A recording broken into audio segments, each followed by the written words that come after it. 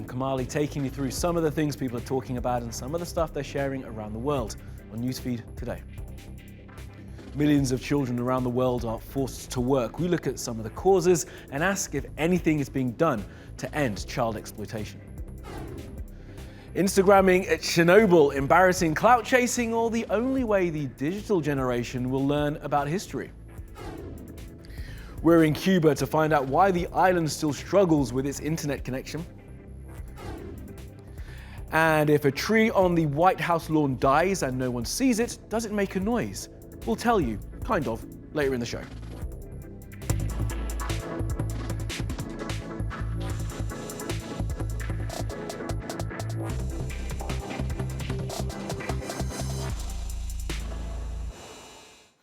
And top of our newsfeed, child exploitation. Social media is marking today, the 12th of June, as the day we should show how we're against children being forced into work. Here's Adama. Rohit is barely a teenager, but in New Delhi, he's already one of millions of child laborers. घर वालों ने मुझे भगा दिया था जब तक कबाड़ा भी नहीं दे रहा था पैसे जब तक रखा था उसके बाद टांग टूटे भगा दिया इधर मुझे 4 रुपए से इलाज करवाया था मेरे भाई ने और इन 3-4 लड़कों ने. There are around 4.4 million workers between the ages of 5 to 14 in India, according to the country's most recent census data. And the percentage aged between just 5 and 9 jumped from around 15% in 2001 to nearly 25% in 2011.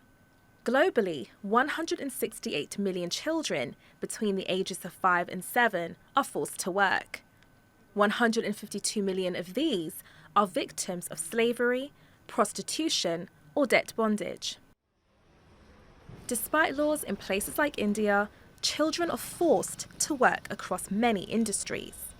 Migration is one of many factors driving child labour. People go to a big city like New Delhi in search of a better life. They often don't have proper documents, and that makes it easier for employers to exploit them. On World Day Against Child Labour, UNICEF says governments need to think of solutions. Prevalence of child labor in the urban areas is increasing.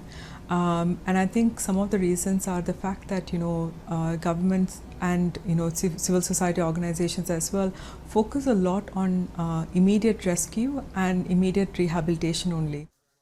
Children are made to work by companies you may buy products from daily. Nearly 20 years ago, companies pledged to stop using coca, harvested by children in West African countries like the Ivory Coast and Ghana.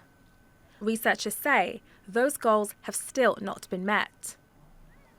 And while Europe has strong child labour protections, these measures often don't protect refugee children from exploitation. Global leaders are meeting this week to address the problem. So why can't the world's most powerful people put a stop to the exploitation of society's most vulnerable? Okay, let's take a look at some of the other things that caught our eye on social media. Now, people who use Instagram have been going to Chernobyl to clout chase after the success of the HBO show. People who normally post pics of themselves in their bathing suits or otherwise trying to look cool have instead been posting stuff from the site of the world's worst nuclear disaster, which reportedly led to the death of thousands of people. And some on the internet are calling these posters insensitive.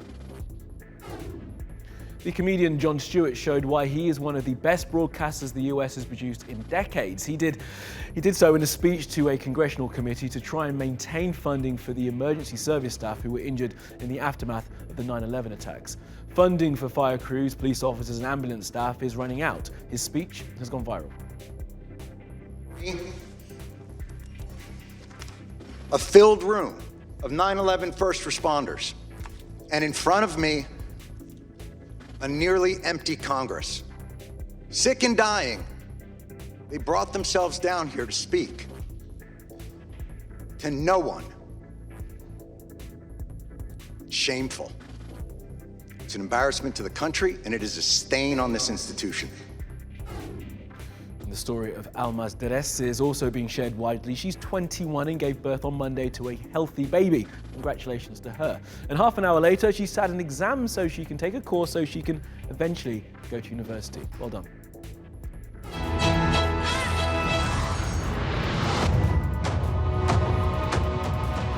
And another trailer has dropped for what will be in my little niece Layla's world, the movie event of the year. It's Frozen 2 and she tells me it's good, Kamali.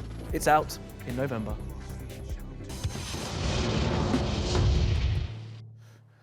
Now we go to Cuba, a country that has only just gotten access to the internet.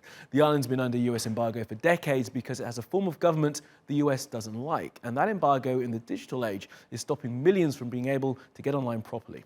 We spoke to our man in Havana, Ed.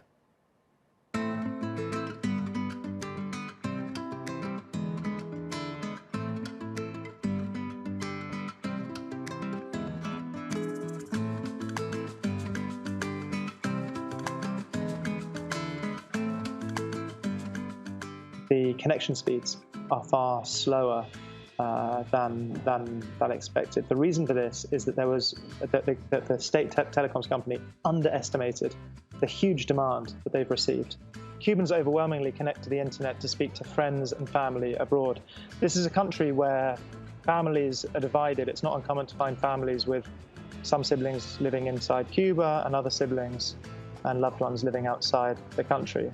So I connected on one of the first days when this new service came out in December last year, and the 3G was pretty fast. It was comparable with other countries. You could video chat freely. Since then, the demand has augmented so much that on most people's mobile internet connections, you're not able to video chat. Voice chatting is difficult. Sometimes certain apps won't work. Sometimes it will take a few minutes even to receive an email.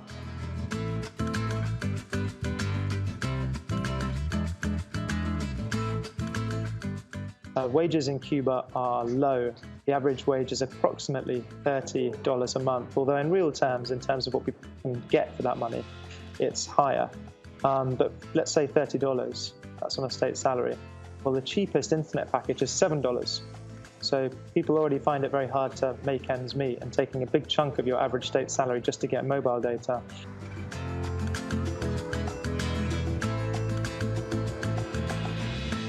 The government's communications are somewhat 20th century propaganda comms in a 21st century. No doubt the Cuban government is worried about an increase in connectivity, in communication abilities between those in the island that don't want it to be in power. And I think more than that, they're worried about just being overwhelmed technologically and in terms of slick PR and marketing in a field, the internet field, that they're not very good at by the United States.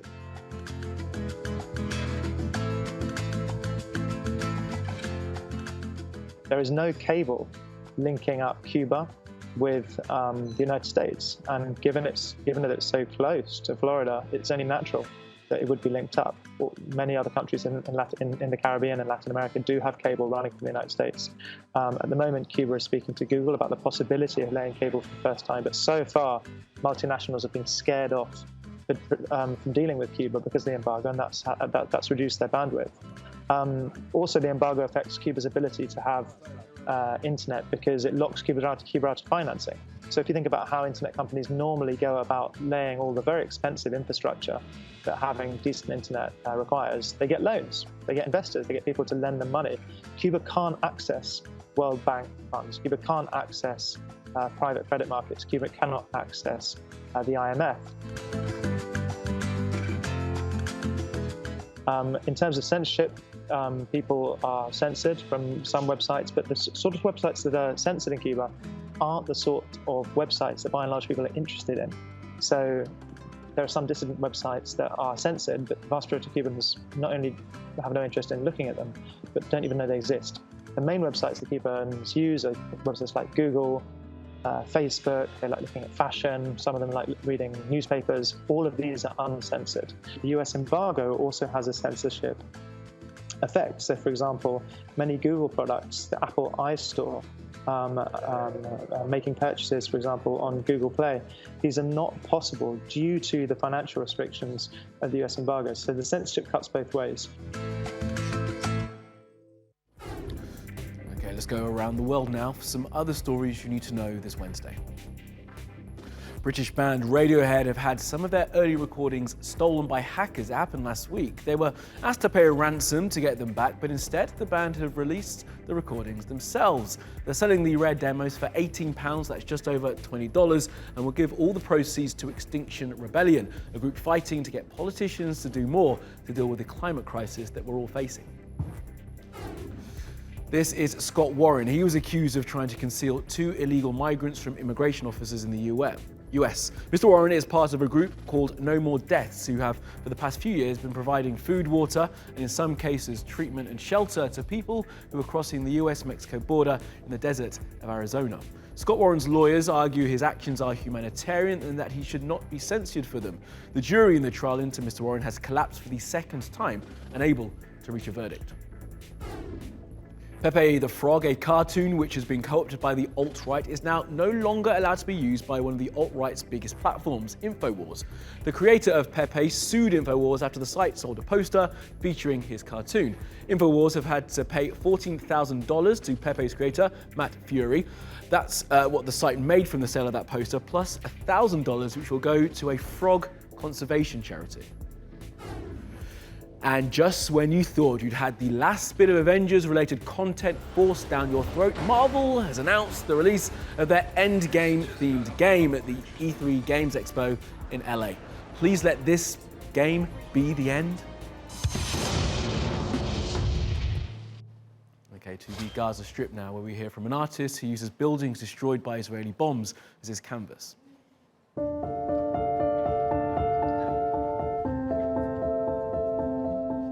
برسم مجموعة لوحات بتعبر عن الحياة والمعاناة يلي بعيشها الإنسان.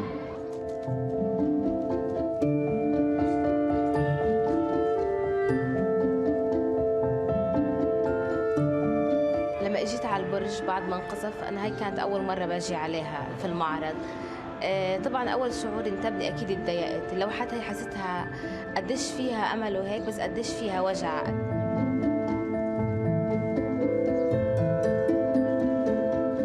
معرضي الحالمون بين الركام هو وصف للإنسان ووصف الحالة الإنسانية يلي بنعيشها في قطاع غزة. شفت الصور اللي فيها، تذكرت البيت وتذكرت الفترات اللي أنا عشت في المجمع الإيطالي في البرج في الشقة تبعتي. كانت صور كتير معبرة ومؤثرة ورجعتني ل5 سنين للوراء.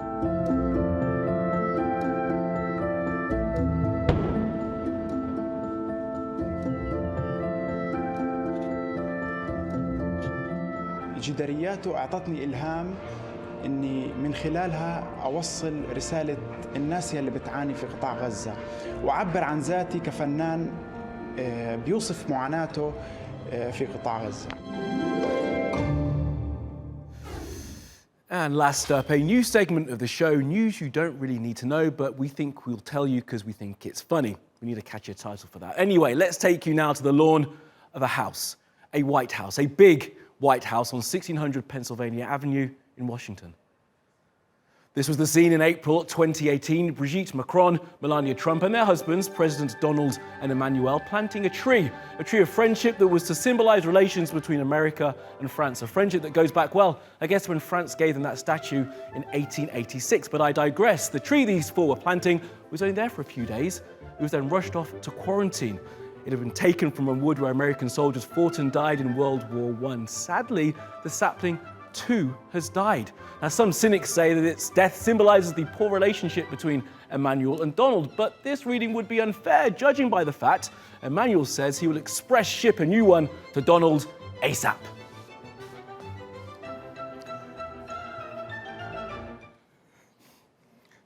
And with that, it's time for me to make like a tree and leave.